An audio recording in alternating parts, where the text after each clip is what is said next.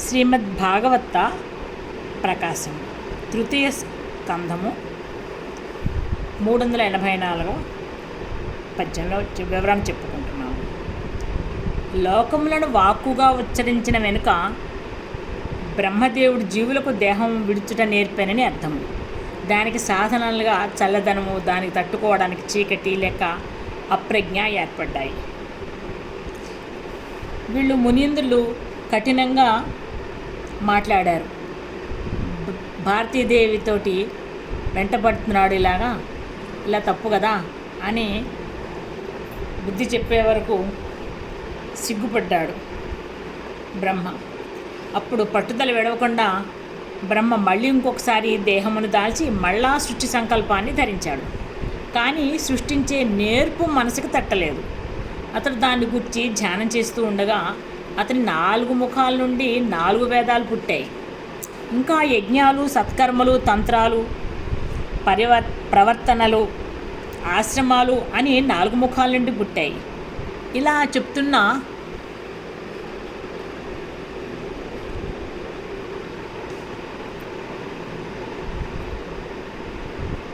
చెప్తున్న మైత్రేయ మునీంద్రుని చూచి విదురుడు ఇట్లా అంటున్నాడు: వేదాలంటే సృష్టి విజ్ఞానం యొక్క మొత్తం, యజ్ఞాలంటే ఫలితం కోరకుండా చేసే మంచి పనులని యజ్ఞం అంటారు. ఈ సృష్టి అంతా యజ్ఞార్థంగా చేయాలని భావం. ఇంకా జీవరాశుల ఆకారాలు మొదలగునవి వాళ్ళని కనిపించడం కూడా యజ్ఞమే అవుతుంది. సత్కర్మలుగా అంటే ఆచరించాల్సినవి, సత్కర్మలంటే ఆచరించాల్సినవి, దానము, తపస్సు, పరోపకారం మొదలగునవి. తంత్రాలంటే ద్రవ్యాలను క్రమమున చేకూర్చి శబ్ద, స్పర్శ, రూప, రసగంధాల వినియోగాన్ని భగవదర్పితంగా కూర్చి వాక్కులను మంత్రంగా వినియోగించి సృష్టిలోని సమస్త తత్వాల్ని పుట్టించడం, వీటిని యజ్ఞం అంటారు. ఇవి జీవులు ఆచరించాల్సిన కర్మ. ఈ తంత్రాలు ముఖ్యంగా 64 ఉంటాయి. ఇవి సృష్టిలోని 64 కళలు అనబడే జీవకళను పుట్టించు శాస్త్ర విధానాలు. ఓ మైత్రేయ, ఈ చతుర్ముఖుడు తన ముఖాల్లో ఏ ముఖమున ఏ సృష్టి చేశాను, దాన్ని గురించి వివరంగా చెప్పమని అడిగాడు విదురుడు మైత్రేయుని. అని ఇట్లు విదురుడు ప్రశ్నిస్తే మైత్రేయుడు ఇలా వివరిస్తున్నాడు: ఋగ్వేదము, యజుర్వేదము, సామవేదము, అధర్వణ వేదము అని 4 వేదాలు ఉన్నాయి. ఈ 4 బ్రహ్మముఖంలో వరుసగా తూర్పు, దక్షిణ, పశ్చిమ, ఉత్తర అను ముఖాల నుంచి పుట్టాయి. యజ్ఞంలందు హోత అనేవాడు వినియోగించినట్టు శస్త్రము అనబడే మంత్రాలు తూర్పు ముఖం నుంచి పుట్టాయి. ఇవి స్తోత్రాలు. వీని యందు గీత ధర్మం లేదు. అంటే పాడడానికి పనికొచ్చినవి కాక కేవలం ఉచ్చరించడానికి పనికొచ్చినవి మాత్రం ఉన్నాయి. శస్త్రములంటే శంసనము చేసేవి. శంసన అంటే ప్రశంసనము, అవేస్తులు. ఇంకా అధ్వర్యుడు అనేవాడు ఉపయోగించు ఇజ్జ అనే విధానం స్తుతి అనబడి వేదము దక్షిణ ముఖం నుంచి పుట్టింది. అవి సంప్రదాయ గీతాలు, స్తోత్రము అనబడి రూపాలతో కూడి. ఇజ్జ అంటే యజ్ఞం చేసే విధానం తెలిపేది ఇజ్జ. సంప్రగీతం అంటే సంగీత రూపంలో ఉంటుంది. ఇందలి మంత్రాలు గీత రూపాలు గజ్జి రూపాలు కలిసి ఉంటాయి అని అర్థం. దీన్నే యజుర్వేదము అంటారు. ఉద్గాత అనేవాడు వినియోగించే స్తోమాలు పశ్చిమ ముఖంలో పుట్టాయి. ఇవి రుక్కుల సముదాయం యొక్క రూపం. ఉద్గాత అంటే పైకి గానం చేసేవాడు. స్తోమములు అనగా పాడదగిన ఒక విధమైన స్తోత్రాలు రుక్కులే పాటలుగా పాడబడినవి అని అర్థం. దీన్నే సామలు అంటారు. 5వది ప్రాయశ్చిత్తం అనే కర్మకాండ బ్రహ్మ అనేబడేవాడు చేస్తాడు. బ్రహ్మ అనబడేవాడు చేయునది.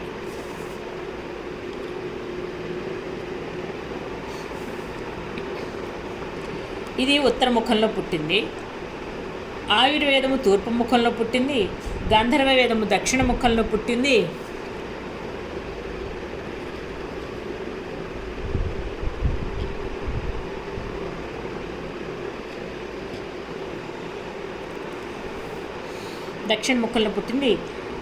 ధనుర్వేదం పశ్చిమ ముఖంలో పుట్టింది. ఇంకా తొమ్మిదోది ఏంటంటే విశ్వకర్మ నిర్మించిన స్థాపత్యం అనబడే ఉత్తరముఖంలో పుట్టింది. స్థాపత్యం బ్రహ్మ అనగా యజ్ఞంలో ముఖం వంటి వాడు బ్రహ్మ. ఇతడు మాట్లాడకుండానే మౌనంగా కూర్చుంటాడు. మిగిలిన వారి మనస్సులలో పనిచేసి తప్పులను దిద్ది ప్రాయశ్చిత్తం అనబడి విధానాన్ని ఉపదేశించాడు.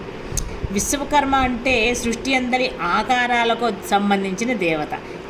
ఇతన్నే దేవశిల్పి అంటారు. ఇతడు స్థాపత్యం అనే శాస్త్రాన్ని నిర్మించాడు. స్థాపత్యం అంటే గృహ నిర్మాణం, దేవాలయ నిర్మాణాలు, యజ్ఞశాల నిర్మాణాలు, గోపురాలు, మేడలు, గోడలు, ద్వారబంధాలు మొన్నగునవి నిర్మించే విధానము దేవతా విధానం. దేవతా ప్రతిష్ఠ తెలిపినట్టే శాస్త్రము. మొదట ఇది దేహ నిర్మాణంగా ఈ విద్య పుట్టింది. యజ్ఞం చేయువానిని ఋత్విక్కులు అంటారు. అందు నలుగురు ప్రాముఖ్యత వహిస్తారు యజ్ఞం చేయడానికి. వాళ్ళు హోత, అధర్యువు, ఉద్గాత, బ్రహ్మ అని నలుగురు ఉంటారు. ఇంకా ఆయుర్వేదము, ధనుర్వేదము, గాంధర్వ వేదము ఉపవేదాలు అంటారు. అంటే వేదాల నుంచి పుట్టాయి. కొందరు అశ్వవేదము, స్థాపత్య వేదము కూడా ఉపవేదాలనే అంటారు. ధనుర్వేదం అంటే ధనుర్విద్యను ఉపదేశించేది. ఆయుర్వేదం అంటే ఆయుష్కి, ఆరోగ్యానికి, బలాన్ని కాపాడుకునే విధాన్ని ఉపదేశించేది ఆయుర్వేదం. గాంధర్వ వేదం అంటే సంగీత శాస్త్రాన్ని ఉద్దేశించేది. ఇతిహాసాలు, పురాణాలు, బ్రహ్మముఖాలు నాలుగింటి ఎందును పుట్టాయి. ఇతిహాస పురాణాలు సకల వేదాల సమన్వయ స్వరూపమని అర్థము. ఇది వేద వాంగ్మయమైన ఆరణ్యకాలు, బ్రాహ్మణ్యాలు, ఉపనిషత్తులు అను వాణ్యందు అనేక సంఖ్యలో ఉన్నాయి. వాని నుండి 18 పురాణాలను ముఖ్యంగా వేరు చేసి పరాశరుడు, వేదవ్యాసుడును ఈ లోకానికి ఇచ్చారు. ఇతి ప్లస్ హ ప్లస్ ఆస అంటే ఈ విధంగా జరిగేనని నిదర్శనపూర్వకంగా ఇతిహాసము. ధర్మాధర్మాలను వివరించి చెప్పే గ్రంథాలే ఇతిహాసాలు. జరిగిన కథను ఆధారంగా చేసుకుని ధర్మాన్ని ఉపదేశించేవి. ఇవి కూడా పూర్వవాంగ్మయంలో కొన్ని వందలున్నాయి. మనకు ముఖ్యమైన పెద్ద ఇతిహాసాలు 2: వాల్మీకి రచించిన రామాయణము, వ్యాసుడు రచించిన మహాభారతము. ఇంకా చతుర్ముఖని 4 ముఖాల నుండి ఉద్భవించిన సంప్రదాయాలు అనేకాలున్నాయి. అందుకొన్ని కర్మతంత్రాలు అంటే వేదోక్తములైన కర్మలను సృష్టితంత్రంతో సమన్వయించి అల్లిక చేయబడినవి. అవి ఈ దిగువ విధంగా ఉంటాయి. 1 షోడశి అంటే 16 తిథుల అందలి విధానము. 1 షోడశి. తర్వాత 2ది ఉక్త్యం, వాక్కుని తమ ఆహారంగా దేవతలు తయారు చేసే విధానం ఉక్త్యం. 3 యజనం, పూజించు యజ్ఞాలు చేయు విధానం. 4 అగ్నిష్టోమము, అగ్నిహోత్రాన్ని విహరించి చరించే విధానము. అగ్నిహోత్రం విహరించి చరించే విధానము. 5ది ఆప్తోర్యామము, దినమును యామముగా విభజించి అందలి క్రమాలని ఏర్పరచుకొనుట. 6 అతిరాత్రం, రాత్రి గడుపునట్టి క్రతు విధానము. దీన్నే శివరాత్రి ఉన్నకు జాగరముల వ్రతాలుగా కొందరు ఆచరిస్తూ ఉన్నారు. 7 వాజపేయము, అన్నపానీయాలకు సంబంధించిన దేవతల శాస్త్ర విధానము. 8 గోసవము, దీనినే గోయజ్ఞము, గవామయనము అని అంటారు. దీనివలన గోవులను పూజించడమే కాకుండా జ్యోతిష్ శాస్త్ర సిద్ధాంతం తెలియట కూడా విజ్ఞానంగా కూర్చబడింది. ఇవి కాక ధర్మపాదాలు అనబడే సంప్రదాయాలు కూడా బ్రహ్మ 4 ముఖాల నుంచి పుట్టాయి. ధర్మపాదాలంటే ధర్మము మానవుల్లో చరించుటకు విధానాలని అర్థము. అవి సామాన్యంగా 4 వేసి ఒక్కొక్క గుంపుగా ఉంటాయి. పాదం అంటే 4వ వంతు కనుక అందులో ఒక్కొక్క దానిలో ధర్మాచరణము 4వ వంతు సిద్ధిస్తుంది అని అవి ఈ దిగువ విధంగా ఉన్నాయి. 1 విద్య నేర్చుకోవడము, 2 దానం చేయడము, 3 తపస్సు చేయడము, 4 సత్యం పలకడము. ఈ 4 ఒక గణము. విద్య, దానము, తపస్సు, సత్యము. అలాగే బ్రహ్మచర్యము, గృహస్థము, వానప్రస్థము, సన్యాసము అను 4 ఆశ్రమాలు ఒక గుంపు. వీళ్ళలో ఒక్కొక్క వయస్సున అవలంబించబడతాయి. ఒక్కొక్క ఆశ్రమాన్ని అవలంబించబడుతున్నప్పుడు ఒక్కొక్క విధమైన ప్రవర్తనము అవలంబించాలి. ఆ ప్రవర్తనలు కూడా బ్రహ్మ 4 ముఖాల నుంచి పుట్టాయి. బ్రహ్మచర్యమునందు ఆచరించే విధానాన్ని సావిత్రము అంటారు. బ్రహ్మచర్యంలో ఆచరించే విధానాన్ని సావిత్రం అంటారు. సావిత్రం అంటే సవిత లేక సూర్యుని ఆరాధించు విధానము. అది ఉపనయనముతో ప్రారంభమవుతుంది. ఉపనయనము జరిగిన నాటి నుండి 3 రోజులు వరుసగా గాయత్రి జపించే వ్రతం ఒకటి ఉంది. దానిని ప్రాజాపత్యము అంటారు. వేదమునందు 4 వ్రతాలు చెప్పబడ్డాయి. ఒక్కొక్క వ్రతము ఒక్కొక్క సంవత్సరం చొప్పున ఆచరించాలి. దీన్ని ఆచరించే వారు వ్రతులు అంటారు. వానిలో బ్రాహ్మము అనబడి వ్రతాన్ని వేదము నేర్చుట పూర్తి వరకు ఆచరించాలి. ఇది కాక బృహత్తు అను వ్రతము, నైష్టికమను వ్రతము కలదు. వానిని కూడా బ్రహ్మచర్యాశ్రమం వారే ఆచరించాలి. బ్రహ్మచారులకు 4 వృత్తులు చెప్పబడ్డాయి. భూమిని దున్నునట్టి వృత్తియే అందులో భూమిని దున్నునట్టి వృత్తి ఏ ఆశ్రమం వారికి ఎవ్వరికి నిషేధం కాదు. ఎవరైనా భూమిని దున్నచ్చు. దానిని వార్త అంటారు. దీనిని కొందరు బ్రహ్మచారులు ఆచరిస్తారు. మరికొందరు భిక్షాటన వృత్తిని అవలంబిస్తారు. యాచించిన వస్తువులను ధనమును యజ్ఞములు ఆచరించడానికే వినియోగిస్తారు. అంటే ఫలితం కోరక చేయు మంచి పనులకు ఉపయోగిస్తారు. అదంటే యజ్ఞం. ఇంకా 3వది శిలోంచ మనబడి వృత్తి. బ్రహ్మచారులు యాచన చేయక పొలంలో రాలిపడిన శాలిధాన్యం కంకులు తెచ్చుకొని రాళ్లతో నలిపి బియ్యం మున్నగవానిని బాగు చేసుకుని వాటితో జీవిస్తారు. అదొక వ్రతము. ఇక గృహస్థులు వృత్తులు 4. గృహస్థులు 4 రకాల వృత్తులు చేస్తారు. అవి బ్రాహ్మణ, క్షత్రియ, వైశ్య, శూద్ర వృత్తులు. ఇంకా వానప్రస్థులలో వైఖానసులు అను దీక్షావంతులు కొందరున్నారు. వీరు భూమి తవ్వుకొని లభించిన దుంపలు మొదలగు వానిని తింటారు. వాలకిల్యులని మరొక దీక్ష గలవారున్నారు. వారు కొత్త పంట వచ్చినప్పుడల్లా పూర్వం మిగిలినదని పంచిపెట్టేస్తారు. ఔదుంబరులని మరొక జాతి వారున్నారు. వారు ఉదయమున నిద్రలేచి మొట్టమొదటి ఏ దిక్కును చూస్తారో ఆ దిక్కుకు పోయి అచ్చట అయాచితంగా లభించు పదార్థాలను భుజించి జీవిస్తారు. ఇక పేనపుల అనబడు జాతి వారు కలరు. వారు అప్రయత్నంగా చెట్లపై కాచి పండిన పండ్లను రాలిన వానిని స్వీకరించి భుజిస్తారు. శానపేయులు చెట్ల మీద కాచి పండిన పళ్ళు తీసుకుంటారు. ఇంకా రాలిన వాటిని స్వీకరించి భుజిస్తారు. ఇంకా వైఖానసులు, వాలకిల్లులు, ఔదుంబర్లు, ఫేనపులు అను 4 తెగలవారును వానప్రస్థాశ్రమానికి చెందినవారు. ఈ 4 కూడా. ఇక 4 విధాలైన వృత్తులతో కూడిన సన్యాసులున్నారు. అంటే సన్యాసాశ్రమానికి చెందినవారు. కుటీచకుడు అంటే తన సన్యాసాశ్రమం చెప్పబడిన కర్మలను ఆచరించేవాడు కుటీచకుడు. ఇతనికి ఒక కుటీరము, కాషాయములు, దండము, కమండలము మున్నగు సాధనాలు ఉంటాయి. ఇంకా జపము, నిష్ఠ ఉంటుంది. ఇతడు కుటీచకుడు. 2 బహూదుడు. ఇతడు సమస్త కర్మలను విడిచి జ్ఞానమే ప్రధానంగా చరిస్తూ ఉంటాడు. 3 హంసుడు. ఇతడు కేవలము జ్ఞానం అభ్యసించుట యందు నిష్ట కలిగి ఉంటాడు. అంటే ధ్యాన నిమగ్నుడై చరిస్తూ ఉంటాడు. ఇతనికి స్నానాదులతో కూడా నిమిత్తం లేదంటారు. 4 నిష్క్రియుడు. ఇతడు పరబ్రహ్మతత్వనందు సమాధి స్థితి పొందినవాడు. ఇతడు ఏ పనిని ఆచరించడు. నిష్క్రియుడు. దేహముతో కొన్ని మంచి పనులు జరిగినను ఇతనికి అంటవు. ఇంకా మానవులందరికీ సామాన్యములైన 4 విద్యలు వేరుగా సాధించబడుతున్నాయి. 1 అన్వీక్షకి, త్రయీ విద్య, వార్త, దండనీవి. ఇలా 4 ఉన్నాయి. అన్వీక్షకి ఇది విద్యాస్వరూపము. ఆత్మ కానిది అను వాని వివేకము అభ్యసించబడుతుంది. అంటే నామము, రూపము, సంబంధము ఆత్మ కాదని, వీని యందు అంతర్యామి ఒక్కటే ఆత్మ అని, అదే నిత్యమని, మిగిలినది అనిత్యమని ఈ విద్య బోధిస్తుంది. 2 త్రయీ విద్య. వేదాలయందు చెప్పబడిన కర్మలు ఆచరించి స్వర్గము మొదలగు ఫలాల్ని పొందే విధానం చెప్పబడుతుంది. ఇక 3 వార్త అంటే జీవనోపాధికి చేసే వృత్తి అని అర్థం. భూమి దున్నడం మొదలు ఏ వృత్తి కర్మనైనను అభ్యసించుట ఇందులో చెప్పబడుతుంది. 4 దండనీవి.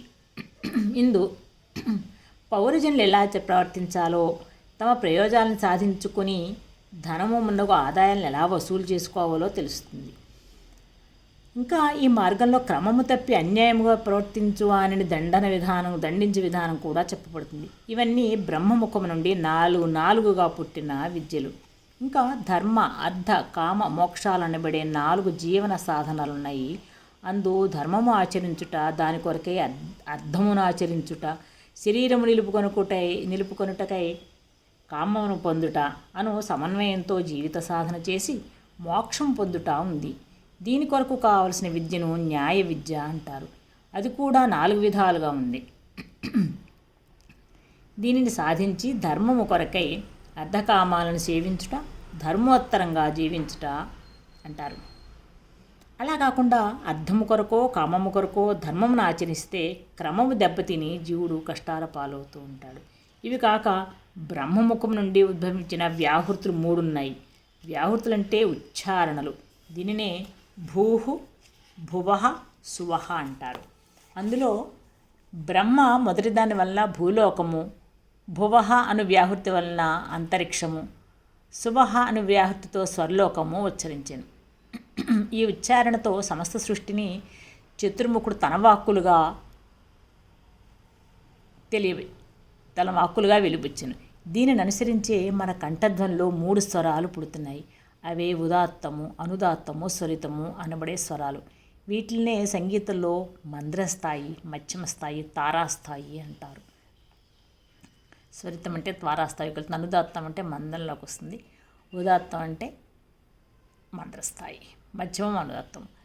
ఇక బ్రహ్మ హృదయమునందలి ఆకాశం నుండి ప్రణవం పుట్టింది. దాన్ని ఓంకారం అంటారు. దానివల్లనే జీవుల ఉచ్ఛ్వాస నిశ్వాసాలు జరుగుతున్నాయి. 2 బ్రహ్మ రోమాల నుండి ఉష్ణిక్ అనే ఛందస్సు పుట్టింది.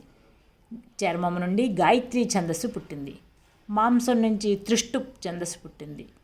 స్నాయువు కండరాల నుంచి అనుష్టుప్ ఛందస్సు పుట్టింది. ఎముకల నుంచి జగతి ఛందస్సు పుట్టింది. మజ్జ వలన పంక్తి ఛందస్సు పుట్టింది. ప్రాణాల నుంచి బృహతి ఛందస్సు పుట్టింది. ఇందు ప్రణవము కాకుండా మిగిలినవి సప్త ఛందస్సులు అంటారు. ఇవి దేశాన్ని కాలాన్ని బట్టి విభజించుకునేటి కొలతలు. దీని గురించి ద్వితీయ స్కందంలో వివరించబడింది. బ్రహ్మ నుండి కకారము మొదలు 5 వర్గాలు పుట్టి వానితో పంచజ్ఞానేంద్రియాలు గల జీవుడు పుట్టాడు. క ఖ గ ఘ ఇఞ అది కవర్గము. చ ఛ జ ఝ చవర్గము. ట ఠ డ ఢ ణ టవర్గము. త థ ద ధ న తవర్గము. ప ఫ బ భ మ పవర్గము. ఈ 5 వర్గాల్ని బ్రహ్మ నుండి జీవుడు పుడుతున్నప్పుడు 5 జ్ఞానేంద్రియాలుగా వెలువడ్డాయి. అకారం మొదలు అచ్చులు ఉచ్చరింపబడి దేహం ఏర్పడింది. ఆ ఈ ఊ అనే అక్షరాలు 5 కూడా ఉచ్చరింపబడి పంచభూతాలతోటి దేహం ఏర్పడింది. మిగిలిన అచ్చులు వీని కలయిక వలన ఏర్పడ్డాయి. శేష సాహ అనే అక్షరాల్ని ఊష్మాలు అంటారు. వీని వలన అంతరింద్రియాలు అనబడే అంతఃకరణ చతుష్టయం ఏర్పడింది. అంతఃకరణ చతుష్టయం అంటే జీవుని యొక్క మనస్సు, బుద్ధి, చిత్తం, అహంకారం.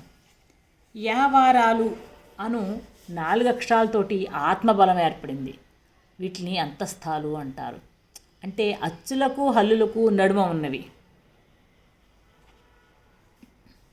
కాబట్టే వీనికి వరుసగా ఈ ఊ అరు అలు అను అచ్చులతో సంబంధం ఉంది. యా వా రా లా, ఈ ఊ రా లా, లాకి అలు, రాకి అరు, వాకి ఊ, యాకి ఈ, అలా అచ్చులతో సంబంధం ఉంది.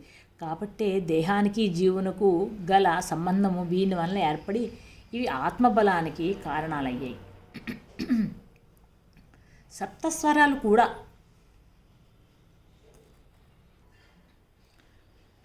ఆత్మబలమునకు కారణముగా బ్రహ్మ నుంచి ఉచ్చరించబడ్డాయి. సప్తస్వరాలంటే షడ్జము, ఋషభము, గాంధారము, మధ్యమము, పంచమము, దైవతము, నిషాదము అను పేరు గల 7 అంతఃస్వరాలు. వీనినే సంగీతంలో వరుసగా స రి గ మ ప ధ ని అనే గుర్తులతో చెప్తారు. ఇవి శబ్దబ్రహ్మాన్ని విస్తరింపచేస్తాయి. ఇవన్నీ బ్రహ్మదేవుని ముఖం నుంచి ఉచ్చరించబడ్డాయి. శబ్దబ్రహ్మము ప్రణవస్వరూపము. దాన్ని వైఖరి వాక్కుగా ఉచ్చరించడం వల్ల అవ్యక్తమైన బ్రహ్మస్థితి నుండి వ్యక్తమైన సృష్టి పుట్టింది. బ్రహ్మకు కూడా పైనున్న పరమాత్మ స్వరూపుడైన దైవము అవ్యక్తుడై ఉండి ఈ ఉచ్చారణ వల్ల వైఖరి వాక్కు మూలంతో వ్యక్త స్వరూపుడై ఉన్నాడు. ఈ రెండు స్థితులలో ఉన్న మొత్తము పరమాత్మ పరిపూర్ణ స్వరూపుడు. ఇలా సృష్టిగా అతడు ఉచ్చారణ రూపంలో వెలువడుతున్నప్పుడే ఇంద్రాదులు తన యందు శక్తులుగా ఇమిడి ఉన్నారు.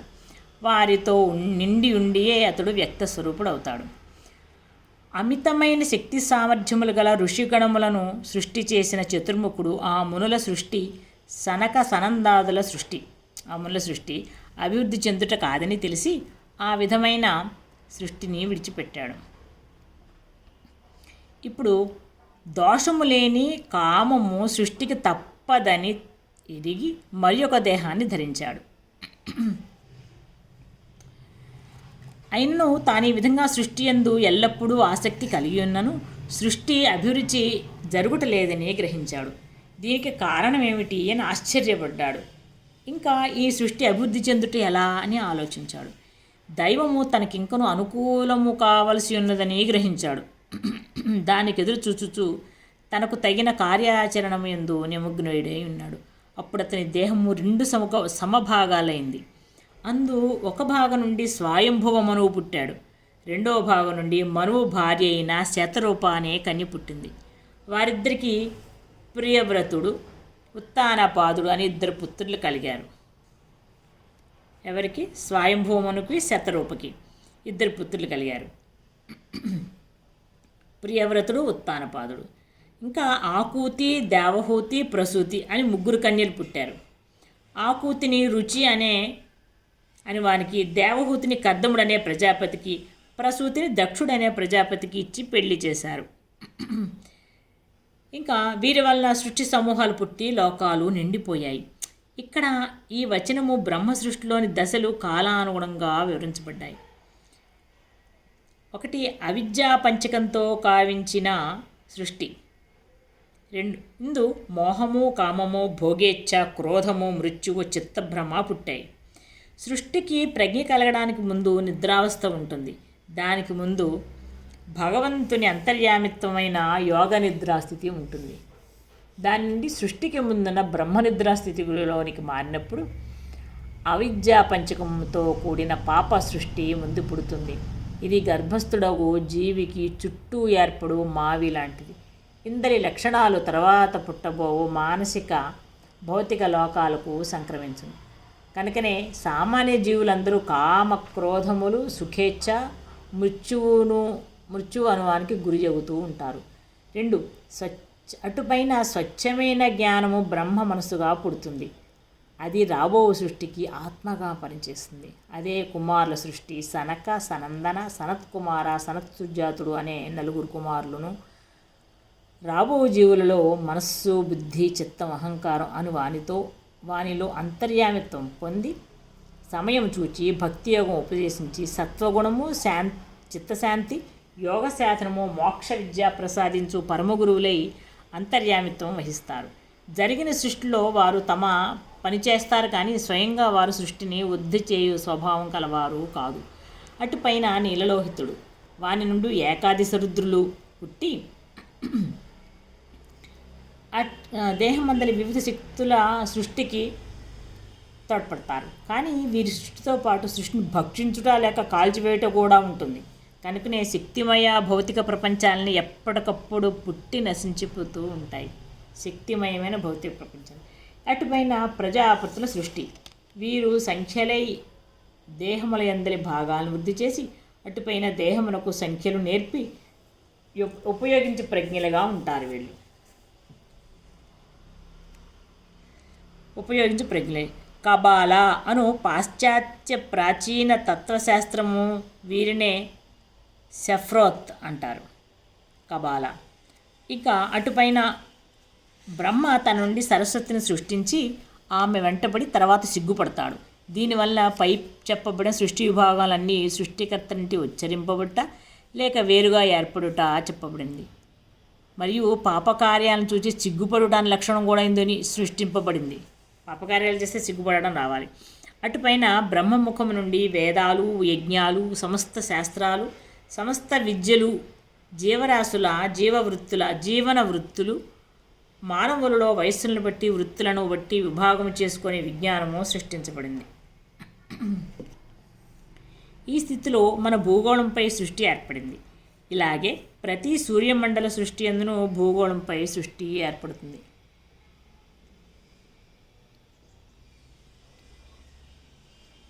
దీని అందే ఛందస్సులు అనబడే దేశ కాల విభాగాలు కూడా ఏర్పడతాయి. మానవులు మాట్లాడుకోవడానికి కావలసిన కంఠము, ముఖయంత్రము, ధ్వనులు, అక్షరాలు ఏర్పడను. ఇన్నింటినీ సృష్టించినను ఆ సృష్టి అలాగే నిలబడిపోతుంది. కానీ సంఖ్య వృద్ధి అవ్వడానికి సాధనము బ్రహ్మకి తెలియలేదు. దానితో అతడు 2 భాగాలుగా విడిపోయాడు.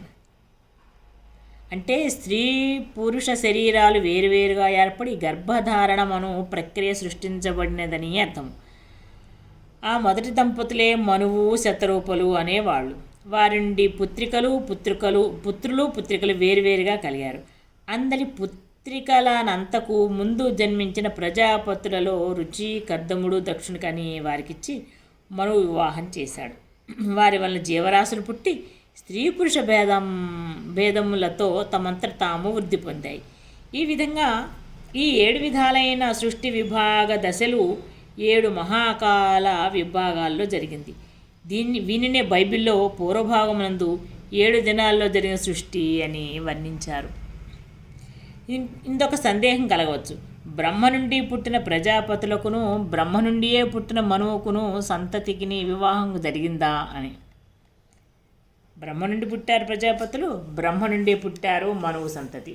వీళ్ళకి వివాహం జరిగింది కదా, వారు పరస్పరము సోదరవర్గం కదా. ఇలా వరస వావి లేక వివాహాలు జరిగినవేమి అని అడగచ్చు. సృష్టి ప్రారంభంలో ఇది తప్పదు. అంతకుముందు వేరుగా మరికొన్ని కుటుంబంలో వారు ఉన్నప్పుడు కదా వావి వరుసలు చూడగలుగుట. వావి వరుసలు ఎప్పుడు ఇంకా వేరే వేరే కుటుంబాలు ఉంటాయి.